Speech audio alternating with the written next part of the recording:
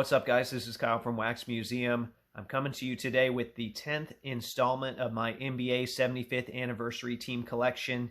And as you can see from the cards on the table here, this video is going to be a little bit different than the other 15 in the series.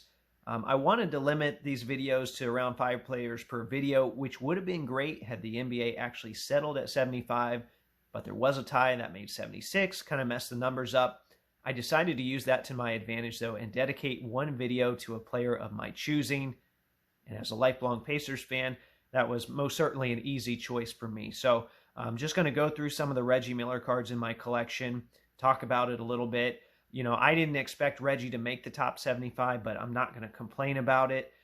Reggie was my hero growing up. You know, a lot of other kids of that era pretended to be Michael Jordan in their driveway. Well, things were different in Indiana. So if you're going to have a Reggie Miller collection, you got to start off, you got to have the rookie, even though it's not a glamorous card. It's not, it's not an amazing set, even though it does have some other notable rookies in it, Pippen, Rodman, and so on. You still got to have one of these, though, even though it's not very glamorous and not very sought after. But like everything else, they shot up when cards shot up. So I'm happy to have one for the PC. I'll move on and I'll show you some of the autographs here. This isn't Reggie's first autograph. This one that I'm about to show you, he actually had some stuff in 1991 Pro Set, or I'm sorry, Star Picks, I believe it was, but it was unlicensed. I thought it was kind of an ugly card, and it was signed on the back. I didn't like that. He had a USA autograph in 94. He had a couple Topps autographs in 94 as well, and this is one of them. I got this card for, I think, $5 shipped because there's paper loss up here in the corner. But the autograph's still good, and it's one of his earlier ones. So, for $5 shipped, I wasn't going to complain about that. So, had to add that to the collection. I don't have the autographics, any of the autographics of him. I do have this one, which was actually sent in the mail. I didn't send it. Someone else did. There was a short time where he was signing at TNT. This is one of my favorite 90s sets. I know I joke on the podcast that Hoop sucks. I really like this 97 Hoop set, and it was a great big bold blue signature on it. I think they sold it to me for like $15 because there's no authentication, but you look at it and it's Reggie's autograph. It's one of those I feel pretty good about, so very happy with that purchase. And then moving into the 2000s, he had more stuff, primarily for, I don't think I remember him signing for Topps around that time, but Fleer and Upper Deck he did sign for. So I have this one from UD Hardcourt. I got this at a card show during the pandemic for, I think, $20, which I couldn't pull that money out quick enough. There's a duel of him from 2004 with David Harrison, who's been on the podcast before, which, for a lot of people, let's be honest, that would probably devalue this card, being that Reggie's a Hall of Famer. For me, it was a perfect fit because this is a guy I collected at one point. I've talked with him. He's a very generous guy. And then Reggie's a guy that I idolized at one point, so that was a cool duel for me to pick up. I've got this one here from 2003, SP Signature, and then I picked this one up at the National, which these were redemption, and it does have some damage over here, but got a good trade deal on this, and this one's numbered to 31. With something that rare on card, it was a redemption. I'm not going to be too picky when it comes to the damage, so was happy to pick that one up. Okay, so moving away from the autographs, which I haven't really focused on with Reggie. I focused more on memorabilia cards, which you'll see here. I'm not going to show you every little jersey card I have. I just tried to pick out some of them that I felt were a little more significant. So in 2000, Topps made NBA Finals cards, and they made like 3 Finals sets that year. Well, actually more than that, if you count the chrome ones as well. So really they made 4 or 5 different variations of NBA Finals relics cards, and that just so happened to be the only time that the Pacers ever made the NBA Finals. So even though they lost, the stars kind of aligned for the purpose of cards, and I've been fortunate enough to grab some of these. I don't have the gold label one, but I do have this one here from Final Piece. I have this one from Top Stars. And then this is a super rare set. It's only 2 cards in this set. The other one has Jalen Rose and Glenn Rice on it, but it's called East Meets West, and it took finals jerseys from both players and put them in the card here. So this is the only card that I know of that's got relics of 2 Hall of Famers from the NBA Finals on it. So you got a Shaq relic, which I'm guessing there was some sort of patch on top of that, and then you've got the Reggie relic here. Not an easy card to come by. In fact, there might have only been one show up on eBay since I bought this. I think in 2020, early 2020 might have been when I bought this. Now, as far as the big finals pickup, this is the one here that I wanted for a long time. This is an actual finals prime patch piece, and I'm not going to complain too much about the type of patch piece there. This is another one that you just don't see show up. These get tucked away in collections. So it cost me quite a bit, but this was one I wasn't going to let escape my grasp when I saw it, because I collect final stuff, I collect Pacer stuff, I collect Reggie stuff.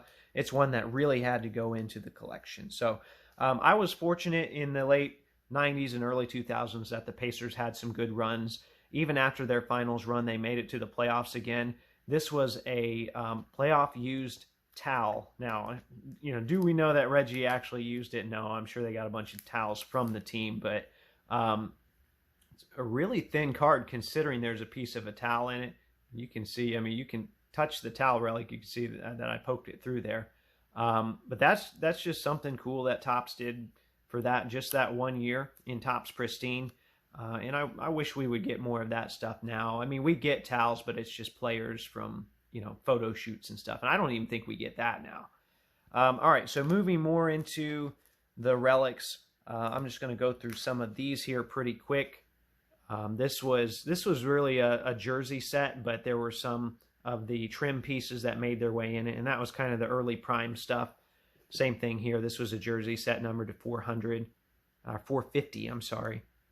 So like that one's got some trim in it. This one has an actual patch in it. And that's the older style jersey. It shows the pinstripe jerseys here. These were called the Flojo jerseys because Flojo, the runner, the Olympic runner, designed them. Here's another patch here from Patchworks. Here's one. These were all actually prime sets here from around 2004, from that era. And that one's called Sweet Stroke. So those were just nice looking little patches I had. Here's one I like because this courtside cut set, the patch was numbered to the amount of wins the team got the previous year. And if you'll see here, the Pacers were dominant that year. They got 61 wins. So I think that's pretty cool when they do stuff like that. So all the patches in this set have different numbering. There's also Jermaine O'Neal that I have that has 61, of course, too, because he was on that same team. So that I pulled that out. I thought that was something maybe you hadn't seen before. Here's one numbered to 15. A die cut. Die cuts are hit and miss sometimes because they're very condition sensitive, but that's a rare patch. And some of these were just awful. Like they didn't really choose the photos based off of where the patch would be. So like Yao Ming's, I think, covers his face in this set. Some of them were really bad. This one worked, and it's against Rip Hamilton, which is kind of symbolic of that 2000s era of Pacers, which there's a card I'm going to show you here in a moment that you've probably seen on the channel before that really represents that. Here's a 1-of-1 from Topps Big Game Selective Swatches. This is the part of the A, one of the A's from Indiana. And they show you the jersey on the back. So design-wise, the card on the front, not the greatest thing in the world, but I absolutely love this set. I pick up every Pacers one that I can find because it shows you that source material. And I just love that era of Topps cards. Here's another card from that era. It wasn't a Topps card, so I'm going to end up showing you a Topps card, an Upper Deck card, and a Fleer card here for this final parts of this stack. But this is another one I picked up at the National that just had to come home with when I saw it. There's a long story that goes with it. I've shared it on the show and on the channel before, so I won't tell it again. But this exact copy is one that I've admired from afar for several years now and tried to acquire several times, and now I've got it. So I don't have to worry about trying to acquire that. And then this one here is my favorite card of all time. It is a Fleer Fresh Ink 5-on-5 10-player patch featuring the Pacers and Pistons. And this was from the Brawl season. So, really solid lineup of Pistons here. Chauncey, Tayshaun, Rashid, Rip, and Ben Wallace. Then on the other side here, I've had a lot of people say, well, this card would be a lot better if Jermaine O'Neal or Ron Artest or Steven Jackson's on it. Yeah, I agree. It's got Reggie, though, thankfully, Tinsley, Crozier, Bender, and Harrison. Well, those guys, presumably weren't on this because of the brawl. I know Ron Artest was yanked from a lot of products, and then I'm assuming those other guys were too, because they had plenty of Jermaine O'Neal patch pieces. And this one's numbered 10 out of 10, so you got to think, who I'm competing with on a 10-player card numbered to 10. Player collectors, team collectors, Hall of Fame collectors. There are so many categories, 2000s collectors, rare relic collectors, so many categories here. Thankfully I was able to land this one before everything kind of boomed during the pandemic. And I get messages about this every once in a while. Someone saying, hey, this card would fit great in my PC. I'd love to, trade for it. It's like, no, no, please, no, this is my favorite card. Please stop asking about it. All right. So that was, kind of the pre-Panini era. I want, that, oh, actually, no, I forgot the refractors here. Let me show those real quick. I didn't pull out every refractor I had. I pulled out just some of the nicer ones here. So I have a gold from 2003. That's numbered to 99. I have a gold from 2004, also numbered to 99. And then I have an X-Fractor from 2004, and that is numbered to 110. I'd love to be able to get the 31 out of 110. I don't know if that's going to happen. From 2003, so it'd be the year before this, I have the Jermaine O'Neal jersey numbered. I think Tinsley jersey numbered and James Jones jersey numbered. So try and, might as well finish out the rest of the Pacers if I can find them. Okay, so that was all of the pre-Panini era stuff. And Reggie, Reggie was retired, so there wasn't a lot of, there wasn't really stuff after that 2005, 2006. He kind of snuck into a few products, but they really couldn't put him in stuff once he was retired. He showed up in some of the retro stuff from time to time. So like, here's a retro credentials based off the 97 design. And I just showed this off recently in another video. But hey, some of this stuff, I'll take any chance I can get to show it off. I just love having this stuff, and I'm thankful. This was a gift. I'm very thankful for it. That's numbered to 41. So he showed up in some of the retro stuff and had autographs in the retro stuff. And then kind of out of nowhere, in one of these early 2010s, I would say, I think this was 2011, 2012, or 2012-13, he showed up in past and present as a relic card, just kind of out of nowhere. And there was only one prime version of this, and it was numbered to 1. And I don't own that one. The owner of that one is not moving it, as far as I know.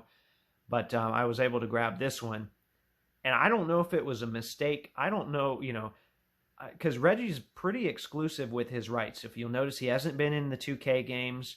Him and Charles Barkley, they're both very exclusive with their rights. I don't know how this slipped through. I don't know if there was a deal in the process. I get the impression this card wasn't supposed to happen, and it did, because Reggie hadn't been in really any other Panini stuff, up until 2017. This is the only set he was in that I know of. And it was just kind of strange to see that pop up out of nowhere. So they had a game-worn jersey they were sitting on. I guess they just sat on it until they could eventually sign him. They were probably trying for a while, and eventually they did.